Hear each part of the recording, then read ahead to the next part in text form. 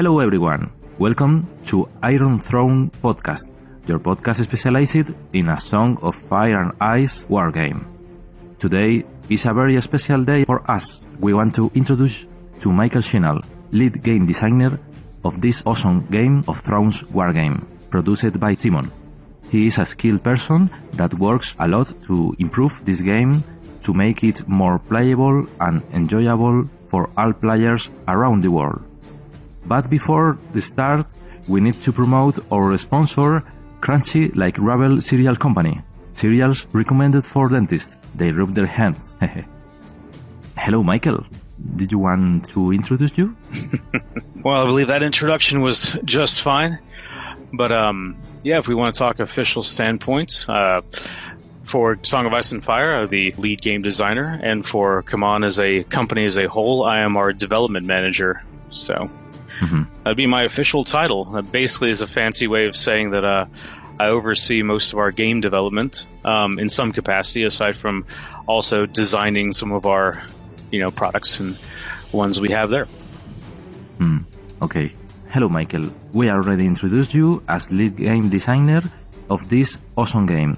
Almost the first name in rulebook credits and most visible representative of this game. But could you please explain with your own words what is the job of a game designer? So when it comes to games, there are essentially two parts of the creation process. And this is something that a lot of people tend to confuse or make interchangeable. But you have the game designer, and then you have game developers. Designers are the ones that come up with the core ideas and structures of the game and how things are going to work.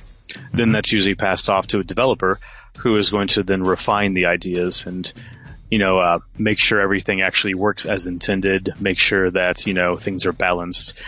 Usually a lot of those roles are not interchangeable, but you'll have overlap. Like as a designer, I do a lot of development in the game.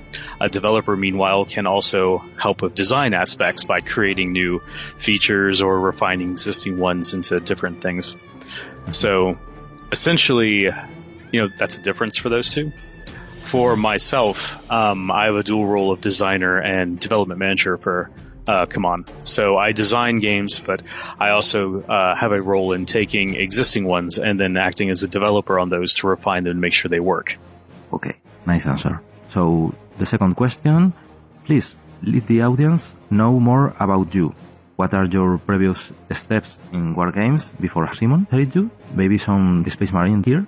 How long have you been working for Simon? And how they contacted you for this job?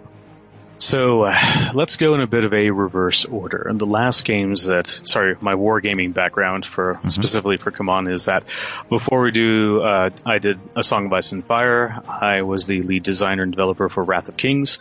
And then previously before that, the Dark Age skirmish game. That stretches back as far as 2012. It was around 2012 or 2011 was when I started working for the company. I keep thinking, that was just a few years ago. And it's like, oh, wait, that was 8 years ago at this point. It's been nearly a decade. Oh, crap. Time goes by really quick. But, that's just the miniature games that we've done. I worked on a bunch of board games for them as well, but we'll keep the focus on miniature gaming. So before that, even as far back as when I was, 8, 9, 10, around in there, I've dabbled in different war games, dating back from, of course, your big ones, Warhammer Fantasy, Warhammer 40K, but also your smaller ones that I remember, like Mage Knight, which is the collectible miniature game from WizKids that actually came in like booster packs. That was the first one that I got majorly invested in to a competitive scene. I actually went to play tournaments in that one, but I've played tons of miniature games, over the last 2 decades. Some obscure, some, not so much. These days, I keep up with all the major ones that are out there, but a lot of my time is, of course, spent, actually designing and making games. So a lot of my free time is not spent doing that. Although I do pick up items to paint every so often with the intent of I'm going to get these on the table. I've got a full kill team army painted up. And then that never ends up happening. that's just how it works out. Most of the time, I'd rather spend my time making stuff than, well, that's not necessarily making stuff versus playing stuff. That's just how it tends to work out. Okay, a really complete history. The next question. We made a brief Google research of you and we found this. It's a link of BoardGameGeek.com and they say that those are your words, okay? Mm-hmm. With a background of both board games and war games, Michael Shinall's true ambitions is to create a large enough hit game to retire to a scheduled slot sanctuary located somewhere in Middle South America, where he has promised to care for all the slots located there equally, save two, one in which he will make his number one companion and the other will be eaten for human testing purposes. Those are your own words or someone tried to be a lot of fun here?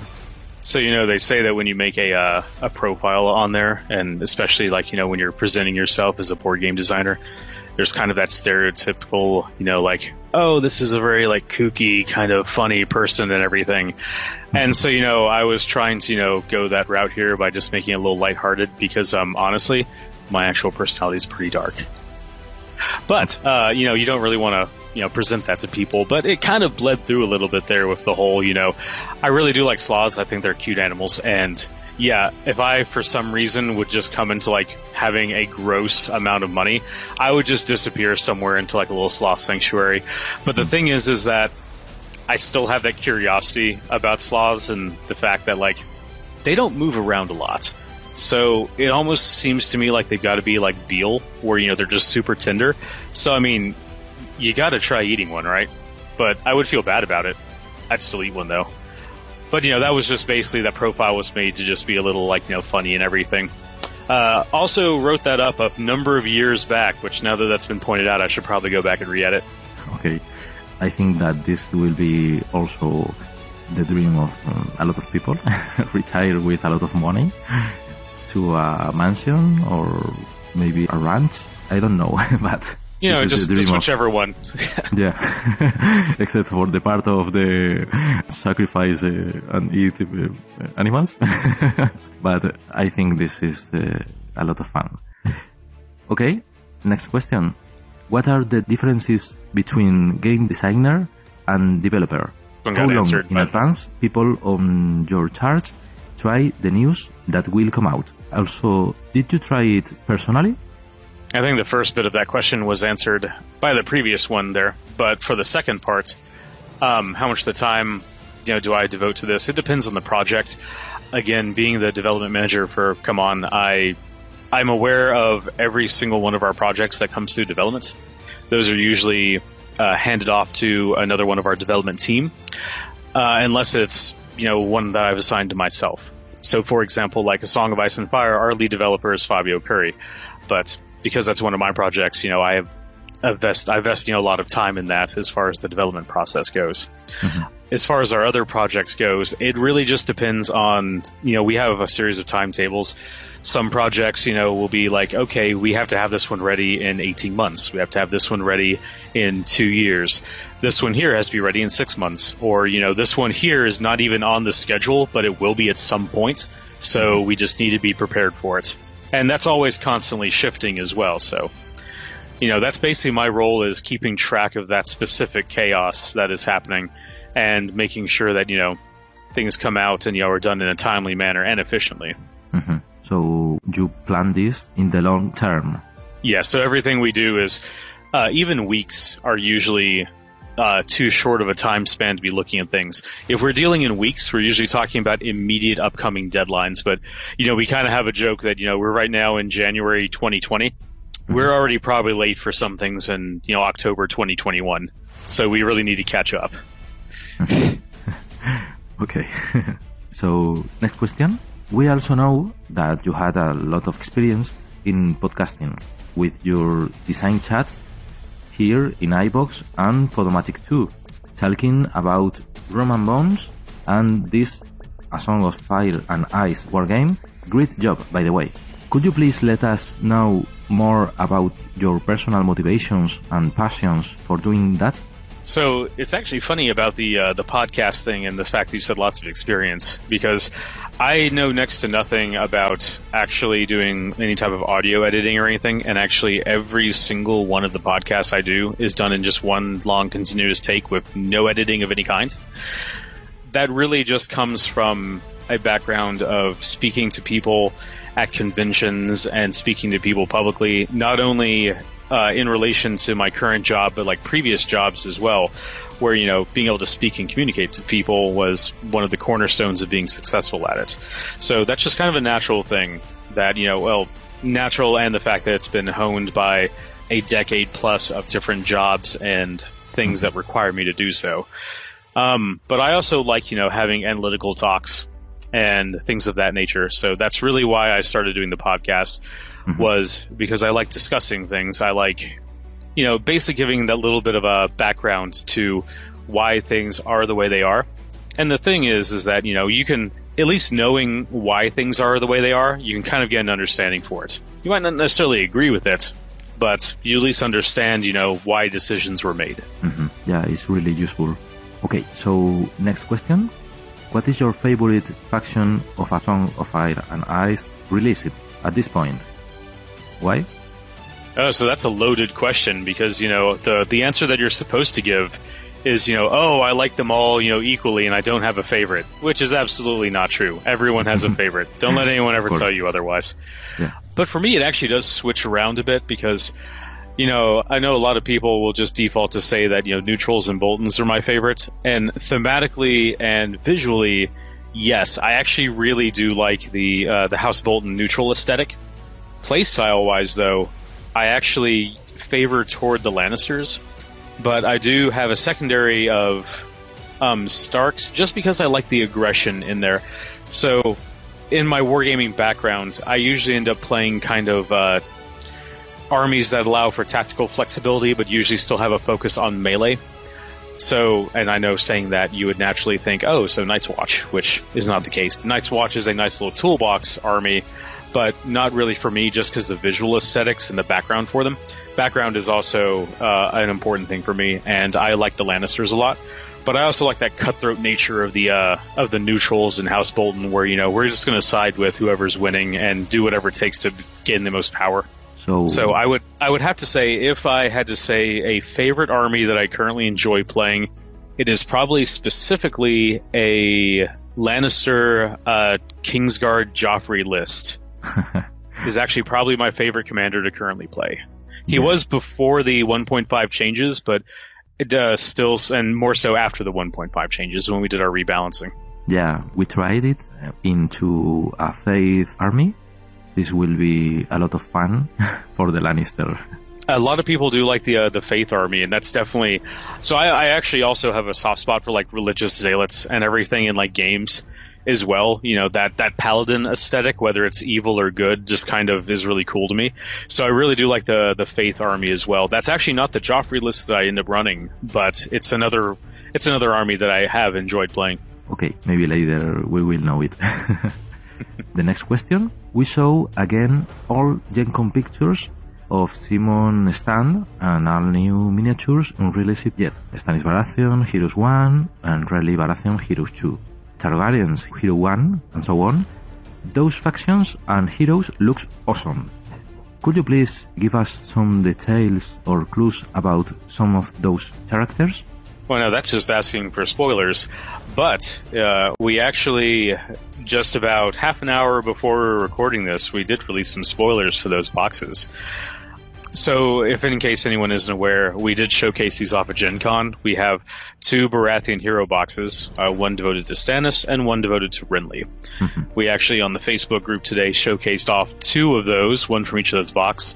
Selyse and Shireen in CU, and then Eldon Estermont for Renly.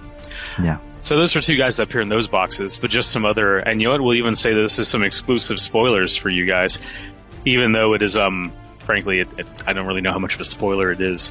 There are alternate versions of both Stannis and Renly in each of those boxes that are representative of different playstyles for them. So some people saw the models and went like, oh, that's obviously Stannis and that's obviously Renly, so that's no, surprise there.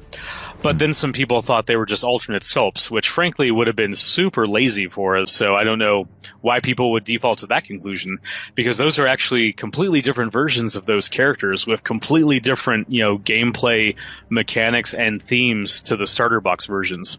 And the reason those exist is because Renly and Stannis are so pivotal and central to the Baratheons that, most versus most any other faction and their characters, they are so centric to the faction that they get different versions. Coincidentally enough, that is kind of the same premise in Targaryens, where this should be a surprise to no one. There are multiple versions of Daenerys. Now, in the Targaryen Hero Box 1, she does not appear, but you have her Khaleesi version in the starter box, and she will appear, later in some other forms. But as far as Targaryen Heroes 1 goes, I will say that probably my favorite, let's just say commander attachment in CU, Barristan Selmy is one of my favorite characters in the setting. I just really like the old grizzled, knight who's actually competent and capable. And he is probably my favorite character that appears in that box, also because he is rocking that really cool looking Targaryen dragon armor and just looks super cool. One of my favorite sculpts in there. Yeah, it's really awesome. Okay, we're going to pass to the next question. Did you plan in future new revisions, version 1.6 and so forth, to also update a few factions or commanders' tactic cards, or even secret missions or objectives mission cards? Some cards should need it, such as Bryden Tully Right by Attack Rewarding as Khal Drogo equivalent card. We heard also that you briefly mentioned about this in your last podcast, 1.5 unit analysis. But why, if unit cards and attachments or commanders also have physical version? Also, tactic cards are included into War Council app, so it's natural, revise it, and reward it. What do you think about it? So we're always, we are looking into ways to do a physical card pack or release those cards in some variety. That's kind of a production and logistics side of things I really can't get into, and also I don't know enough about, that side of things to really comment heavily on that, but it is something that we are exploring options on potentially doing. So can't make any promises at this point, but it is something that we are aware that people want and that we are looking into options there. Now, as far as, updating some cards, so Brynden Tully, for example, that was a card that was released back during the Kickstarter, and as you can see, the new version with Khal Drogo, it does have updated text. So when Brynden Tully is eventually released retail, we will have the updated text. That is just a situation there of clarification. We saw that people had questions about the Brynden Tully version when it was released way back almost 2 years ago, and we just clarified things like that on the Khal Drogo version. So, for example, that specific one, when it's released, in retail, it'll have updated text to, make that correct. Now, as far as updating tactics cards, we haven't really found any in the game that, are like, oh my god, this is completely overpowered or underpowered or whatever, that really warrants changing. So, with the unit balances and things like that, that's a little trickier because that's a heavier investment than a single tactics card. And again, we haven't found any that are, if we found one, for example, we made a tactics card that was for some reason just slipped past all the playtesting, all the development, everything. It was just stupid, crazy, and powerful. Oh, you play this card and you instantly win the game or something. Then yes, we would errata and change it. But we haven't found anything that's really hit a level that we deem worth changing. Also, there's the fact of changing tactics cards. That's a little trickier than just changing unit and stat cards, because that actually physically goes into a deck that has to be shuffled and has to be manipulated. Like unit cards, attachment cards, NCU cards, all of that, you don't physically need to have those except as a reference guide. Tactics cards are a physical thing that you have to actually manipulate and, utilize for the game. So, and modifying those is not, really the best option there. There are some that, we've had erratas for wording cleanups, for example, adding when this unit attacks before attack dice are rolled versus just saying when a unit attacks. That's why you'll see those type of things in the errata, but you're not going to see, there's no need to, we're not going to change a wording around to completely change around a card unless there's a need to do so. And again, we haven't found that yet. Okay, right now I have an idea. So you are making a lot of improvements into War Council app. The last week we read about the new ranking into competitive local community with a Google map into the app to find a tournament or games. And you have a profile that if you won, you are going to accumulate points. This is a really awesome improvement if you want to talk about this. But my main question is that I have the idea. If you also try to improve the app to have your deck hand into the app. So you tap the touchscreen and you have one card. Then you make a gesture with the fingers and discard or use, or maybe some kind of interface, This is an improvisation, but maybe it will work. Well, there are always methods of, doing things like that. But the thing is that, as much as, we integrate into doing digital these days, like, for example, the app existing at all, that's still a bit of a newer thing. And a lot of people, I'm not going to say they don't really want to acclimate or, move to it, but asking someone to I don't have a physical deck here. I'm only going to use my phone. So, I'm going to swipe through my hand of cards right here and I will show you the one I'm using. There's a lot of just kind of little... With a random deck shuffle system. Right. But there's still a lot of people that would not really feel comfortable with something like that. I know of myself, I would prefer my opponent have a physical deck because there's just there's always the risk of he might have swiped a card away and drew a different one. It's easier to see when there's a physical deck there, what is being done, what is happening, versus, I've got this app on my phone that either I've got to hand my super expensive device to you to verify, or you've got to kind of trust me. And I know that's getting down to kind of a technology versus, moral, or however that debate wants to go. But, allowing that type of integration, that's one of those things of I hesitate to do something like that, even though it is doable. Having the option there, that's always a possibility. Okay, we could incorporate something like that into the app where the option is there, but then you and your opponent both have to be okay with it. And that's where it starts getting to be a bigger, widespread thing. Again, there's a difference to me between I'm using cards for a reference because I don't physically need to have unit cards, NCU cards, except in some occasions like influence, but I can still mark that other ways, or even attachment cards, because that information it's static. It doesn't change. That's always going to be the same. But with my tactics cards, that's something that my hand size is being manipulated. The deck order might be manipulated. What is in my discard pile? There are a bunch of other things that just it physically being there is important versus just having the information available. Nice. The next question.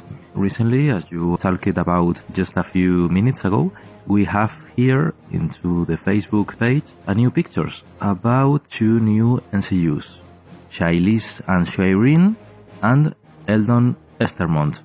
Could you please give us some kind of masterclass of tactics about how to use them? Sure, we can go over that. So we can start with Eldon Estermont because he is the more straightforward of the two. He's got his loyalty to Renly, so you're only going to be fielding him in, a Renly-specific army, which means you have access to Highgarden. But really, so his effect is going to allow you to replace a zone on the tactics board with drawing 3 cards, picking one of those, putting it at the bottom of your deck, and putting the other 2 in your hands. So you're going to take this guy if you want to, really run through your tactics deck and have that type of manipulation. In general, just a good effect. It's a replacement effect at 3 points, you're going to see a lot of those. So he's just going to have, give you access to more of your tactics cards. So if that's something that you want to invest in, then that's absolutely something that, this is going to give you options for. And since a lot of the Baratheon cards, they're exceedingly powerful but situational and also share a lot of the same triggers, then being able to cycle through those is, going to be a good benefit here. Of course, this is devoted specifically to Renly, so you're going to be going that route. But Rinley is a very egotistical character, we'll put it like that.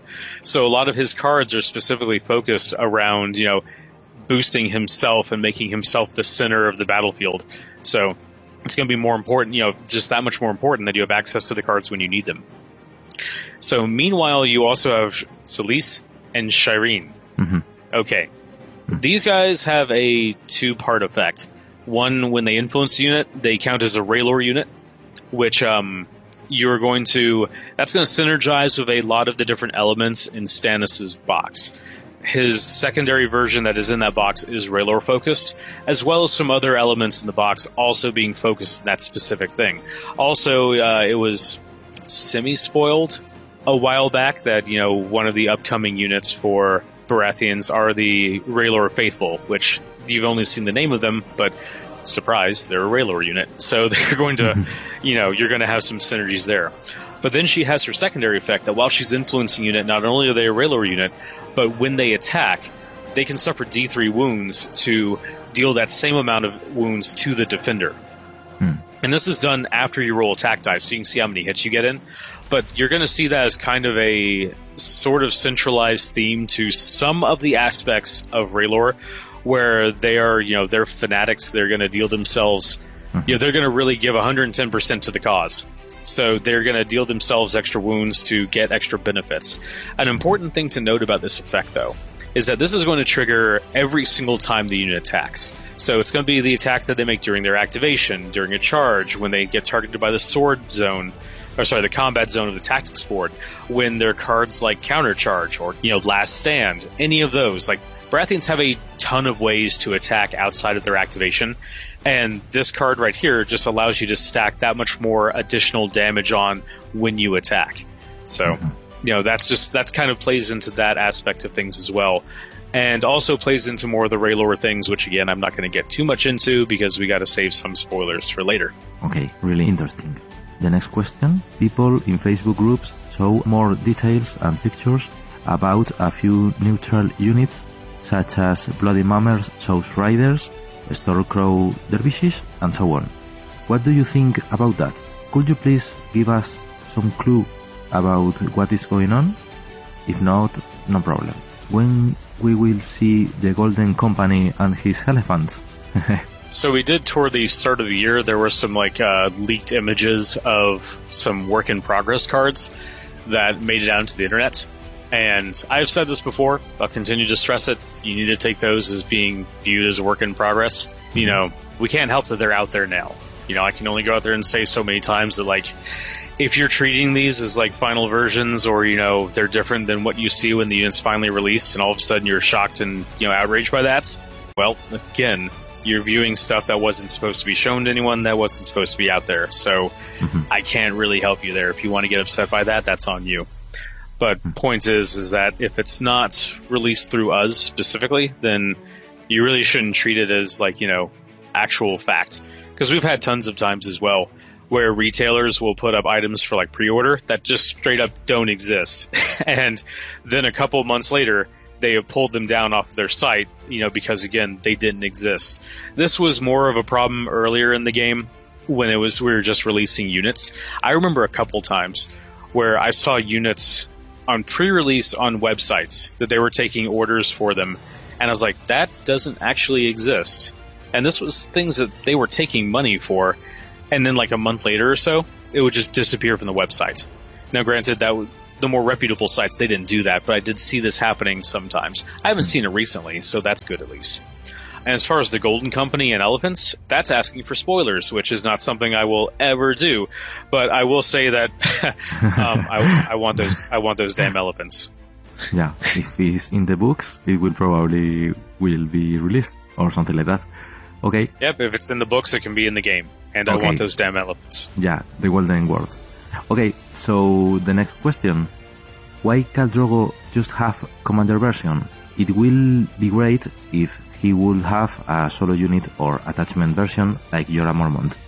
Also, Khaleesi, despite she is a natural leader of Targaryens, she already have NCU follower version of another commander. Why not Khal Drogo? It's so cool miniature to only have one option or flavor to play with it, I think. Now, are you seriously asking me why Khal Drogo, the greatest Dothraki leader in all of history, is not going to follow someone else into battle? Come on now. That's basically one of those situations where if he was just an attachment or was just somewhere else, like off in the army while someone else was leading, that would be insulting to him. Now, as far as having a solo version, now, as badass as Drogo is, he's also not going to just stampede into, a combat by himself. You actually, if you look at the Jorah Mormont version, if you get him into combat, he's pretty much going to die instantly as well, so that's kind of the same thing. Really, one of the only kind of characters in the entire setting would be Gregor Clegane, the Mountain. He can actually go into combat by himself, and he is that terrifying. But even Khal Drogo, as cool as he is, he's not going to ride up on a unit by himself and just start cutting guys down. He's a leader, and that's kind of that's the representation here. You've got some characters that like Tywin. If Tywin is on the battlefield, he's not going to be following orders from anyone else. He is going to be commanding that section that he is in. Same thing with Drogo. Drogo, as much as he respects Daenerys, she's never going to be in charge while he is around. And Drogo is never going to follow anyone else while he is around. He's not going to follow orders from Barristan Selmy. He's not going to follow orders from, Tyrion or anything. He's going to make fun of all those guys because he's the one in charge. So, it's just, that's one of those things that just goes with the character. Even with Starks as well, you have Ed, this is probably not the best example, like Eddard Stark. He would actually probably be leading, he could lead a vanguard or something, but because he's got so much experience and, leadership skills there, it would be stupid for him not to be in charge. Mm-hmm. So, it's just one of those things where, fluff interacts with rules, because rules-wise we could make attachment version of Drogo, we could make a commander version of Drogo, we could make an NCU version on a horse, why not? But does it make sense? Okay, I'm really sad right now because I always think about Khal Drogo as a berserker in combat, and about Tywin Lannister, he have an NCU version follower by 4 points with the range of customer, but he is not the commander in his army. Correct. That's like a situation where he can be still influencing things and not directly taking part in the battle. But Drogo is not the most politically savvy guy out there. He's going to go out there and, kill his problem away. But I will say that there is nothing stating that, there might not be other versions in other ways, shape, and forms of Khal Drogo out there, that are not necessarily attachments or NCUs. This is just, there's still a lot of game space that can be explored that I think are going to end up surprising people when and if it comes out. Now, again, I don't want people to read too much into that because, damn it, that was 2 years ago at this point, I made an offhanded comment about a mounted Tywin, and that still haunts me to this day, that people oh, mounted Tywin confirmed. It's I was using that as an example 2 years ago, and that has become gospel that mounted Tywin is 100% confirmed and coming out at some point. When, it's a cool idea, but nothing is ever 100% confirmed until it exists. Mm-hmm. Okay. But anyway, that's what I'll say about Khal Drogo. Yeah. Okay, people are so... This is not the case. Okay, not confirmed, and at this moment, it's just a commander. Okay. Well, we can say that, but we know that literally 3 months from now, it's going to be oh, did you hear about that alternate Khal Drogo? It's going to be coming out. And there's nothing we can do to stop that, so, whatever. It'll happen. Yeah, rumors. People talking all the day. Okay, the next question. Also, about new 1.5 card updated. We love the official current policy of allowing and facilitating home printing of updated cards. But would you plan to release an official pack of professionally printed cards like the old ones? As we said previously, we are looking into options for potentially printing cards, but that's a, production and logistics thing that has to be sorted out by a bunch of other people other than, the lowly designer and developer here. But again, it is something that we're aware of, that we know that people want, and we are looking into avenues about making that happen. Now, whether, that can happen feasibly or whatnot, we'll see, or what the options are, we'll see. But, of course, we will let people know as soon as we come up with an answer for that. Okay, I know that you talk about this in your podcast. But for the people who listened us, I think that this question is important to include. Okay, so next question. This is the question of the interviewee.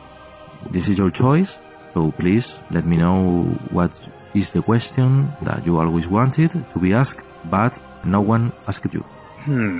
Interesting. You know, everyone always asks for who my favorite character is, or all that, and I don't think anyone has ever asked what my least favorite character is in the setting. In fact, I'm pretty sure of that no one has ever asked me that, because they always ask hey, who's your favorite? Everyone wants to know that, but no one ever wants to know the least favorite. Okay, what is your more hated character? Oh boy, here we go. So let's stoke some fires right here, because this is going to piss a lot of people off. But my least favorite character, actually, I'm going to go ahead and say this is a two-way tie in the setting. I have two least favorite characters, and that is a tie between Stannis Baratheon and Catelyn Stark. Oh. Okay. Yeah, we're going to piss a lot of people off with that one. So, Stannis is actually, I like him okay enough as a character. I actually dislike the fan base that is built around him. Because there are people that are just fervently oh my god, Stannis is the best character ever. And I'm just he is literally lost every major fight that he has been in. And just is kind of a, general asshole. And I get that. That's that likability part of him. But to me, it's just that I don't understand, I get him as a character. I don't understand why he is so high on people's favorites list. That's the thing that gets me. So it's not really anything against him personally. It's just me kind of going wait, really? Of all the characters in this book and this book series and setting, he's your favorite? Really? That's just kind of what I had to get to.